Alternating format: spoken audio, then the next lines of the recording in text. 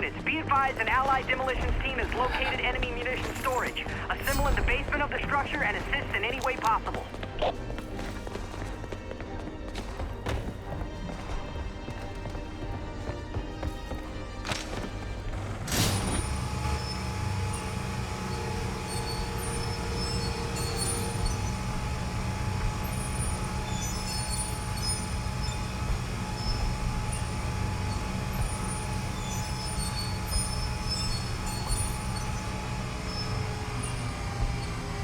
I need more Comp B! Travers, just like old times, huh? Ready, sir. Double check the wires, then triple check them. Yes, sir. Through that sewer is our exit route. As soon as Private Worth is done checking the wires, we're meeting up with the demo unit is ready to blow this thing.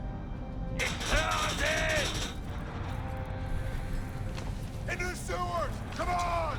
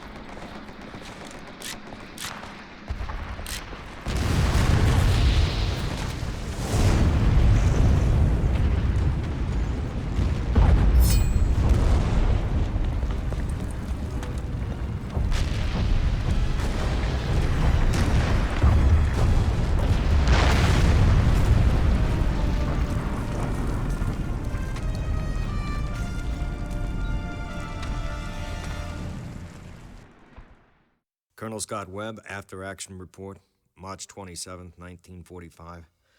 The war is over. Once a mighty force, the German army is now crumbling around us. I believe it is because of the tenacity, the skill, and the guts of the airborne that America has triumphed. The dedication and supreme sacrifice exhibited by these soldiers makes me proud and honored to be a member of the Airborne.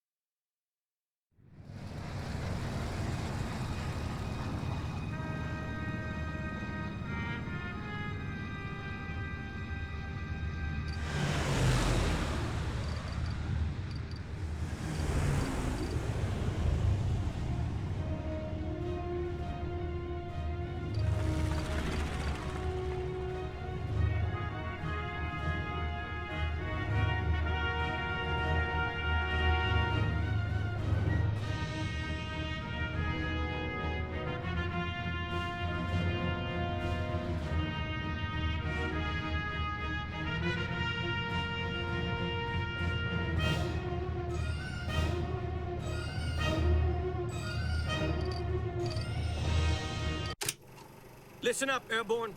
The following is a summary of FM 5730, Chapter 3, Section 2, Advanced Cover Mechanics. A successful airborne soldier will always seek out and attack from cover. Aim down the sights of your weapon to increase accuracy. Peek around corners to keep your position concealed. If under heavy enemy fire, stay low and maneuver to a new position. Peek up over cover to survey the battlefield and exploit enemy positions. These principles, along with judicious use of advanced tactics, will ensure survival and success in the field.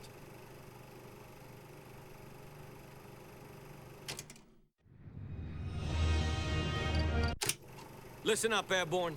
The following is a summary of FM 5812, Chapter 1, Advanced Tactics. The airborne paratrooper must be strong, smart, and fast. Nobody ever won a battle by standing still.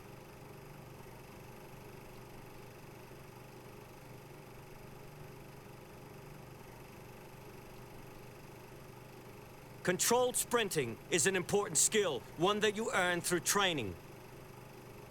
When your cover is blown, remain crouched and sprint to a better position.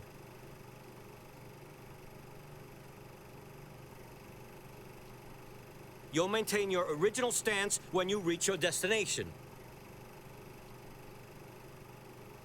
Use direct fire to suppress your enemies and allow for safe movement.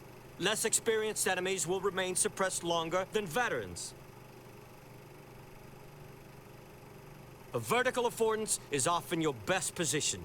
Use your ability to jump to find vertical flanks.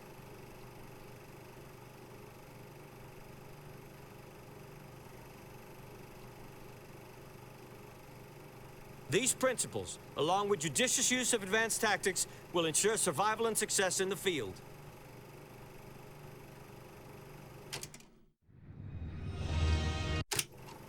Attention Airborne. The following is a summary of FM 553, Chapter 3, Section 11, Advanced Grenade Usage. The hand grenade can be a paratrooper's best friend in battle, provided he uses it wisely.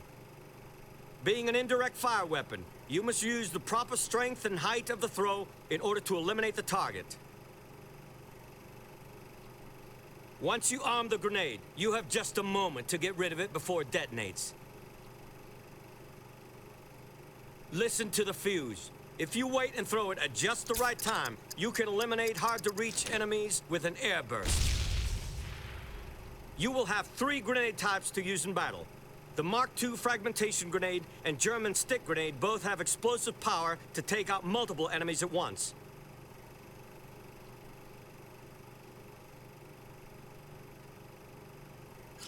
The Gammon grenade packs an extra punch and has tank-busting capability.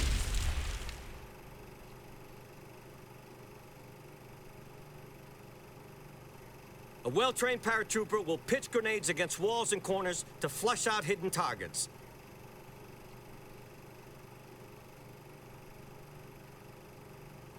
These principles, along with judicious use of advanced tactics, will ensure survival and success in the field.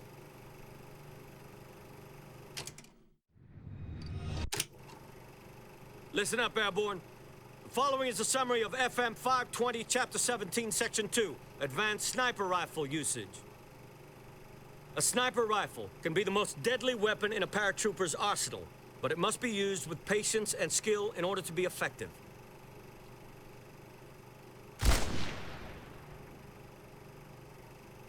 Some scopes allow you to zoom in on your target.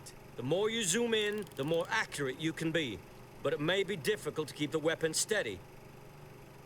Effective snipers squeeze the trigger slowly. Don't just pull. When you squeeze the trigger, you'll steady the weapon and your shot will be true.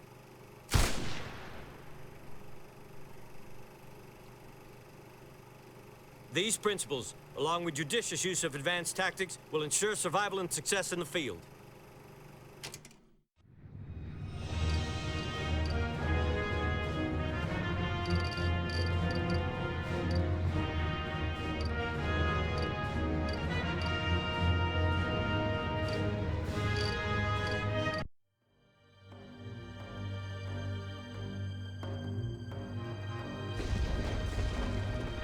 This is the movie set for Medal of Honor Airborne. In Airborne, cinematics are all about keeping the player immersed in the game universe. I guess the Navy gets credit for that kill, huh? This is Private Rossum and Corporal Town, and their story begins here, the mission script, which is the jump point for the storyboarding process, where the cinematics start to come to life. The story unfolds in the actual gameplay space, which is co-inhabited by the player, the AI, and the cinematic characters. The space is designed with cover placement, navigation paths, and player and camera positioning. For believable character performances, Private Rossum and Corporal Town were motion captured at EA's Reality Capture Studio. The body and the facial motion data is processed and visualized in Maya, while the environments, lighting, and visual and audio effects are all integrated in the Unreal Editor. In Medal of Honor Airborne, you don't fade to black before playing a cinematic. You, the player, stay in the game from airdrop to victory. Wait, we're going down there? Into the trenches? Of course we are! We're airborne!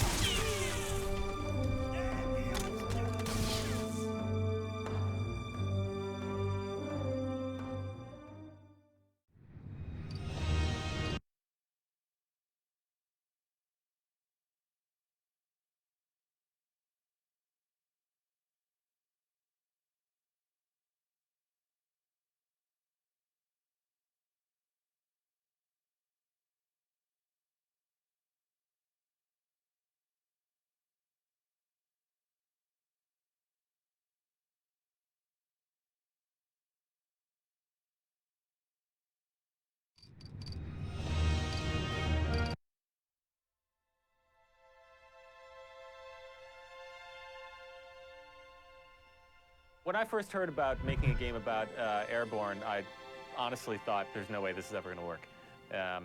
And then we started to really look into the idea of what it meant to jump out of an airplane, and kind of through a lot of prototyping, a lot of working in the editor, various editors, we kind of came upon the solution that, hey, you know what? Starting anywhere in an FPS is something that has never been done before. So I think this is something that everybody who's been designing mode games and playing mode games for the last couple of years is, I think, in a natural progression, has gotten to the point where the game has gotten so refined and so almost like a theme park ride where everyone had the same experience. It no longer became a game. The most important thing for me is as a player, is reading the encounter from above. You know, it's very overwhelming when you get pushed out of the plane or when you jump out of the plane and you look down and you see this entire level beneath you and you say, where do I go? As we started prototyping different forms of drop zones, we started with little pocket encounters that were scattered around a map. You can't have a completely open space and expect the player to have fun. When you landed in a dead spot, you found yourself hiking a ways to get somewhere. So that evolved into a more hub and sector form of level design that it's very apparent to the player when he's in the parachute coming down. You can look around the map and you can see distinct zones and areas and battle lines, and from there you can make educated choices about how you want to land and how you want to engage. As a gamer, you know, we want the game to tell us where we're supposed to go, but we also want the freedom to go wherever we want. So we realized from early on that we had to read the map from above. We had to be able to see where the safe areas were. You can see the battles, you can see the explosions, you can see the tracers on the way down. So if you look from your parachute, you can see strong sectored engagements throughout the map, and you're like, okay, I'm not gonna land in the middle of this because I'm just not in the mood to deal with that right now, and I'm gonna land up on this high pedestal and pick off enemies from that point because I can see that high pedestal is there, I can see it's near a good fight, and I can take advantage of that. And that's what we do, so the map should read. The first time we actually started landing on rooftops and taking out guys from above and really using the verticality of the space, that's when I was like, okay, you know, we kind of hit upon something here. This is going to be something special, something fun to work on. You know, as soon as we got to that point, it was like, okay, let's make this great. You know, I think we talked originally like, well, we'll put little wind zone volumes or whatever all over all the roofs, and we can't let the player land on everything. And we realized, you know what, it's open. The player's going to land on everything, and we just need to train him in the entire battle zone. but inside there, everything's game, right? On your way down, you know, as you get faster, as you're going down, it gets more and more difficult to find that, you know, pinpoint spot to hit. The important thing and the real task for the designer here is to provide a lot of meaningful places for the player to land all around the environment, and then hopefully there's enough authoring in the environment, enough interest in the environment that the player will come up with his own interesting landing positions and his own interesting sort of assaults on certain attacks. The drop allows the player to do a lot of things that in replay is just going to be a lot of fun.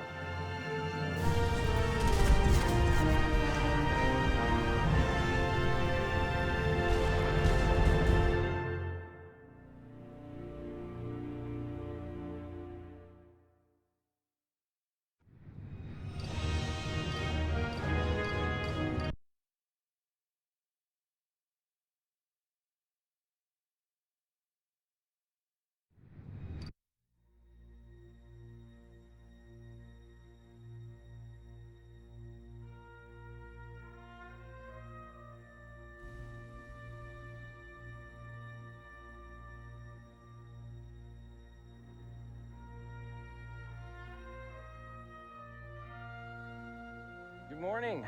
This is C-47, actually flew in D-Day, and we are here in Hondo, Texas to capture the audio. It's about 7 a.m. We've got the mics laid out, batteries, recording gear. Just waiting for pilot and mechanic to get this thing going.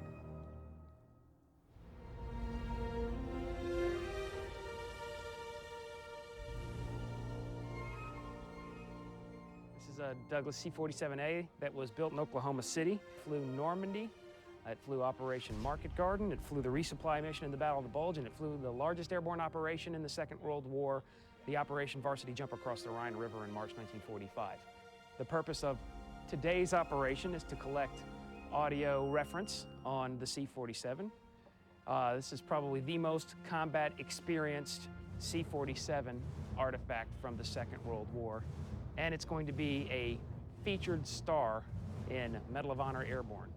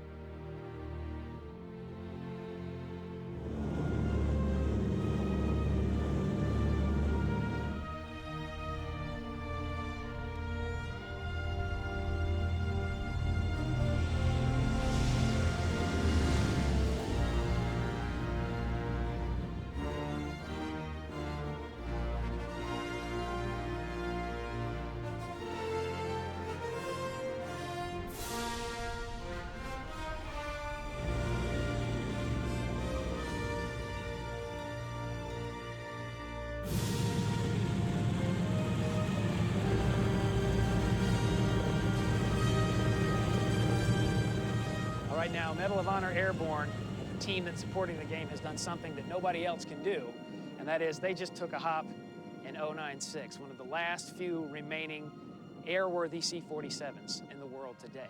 In fact, the most significant C-47 artifact of them all. The Medal of Honor team got tons of video reference, and then importantly, great audio reference, digital audio reference that's going to really enhance Medal of Honor Airborne and make it the best looking and best sounding game of them all.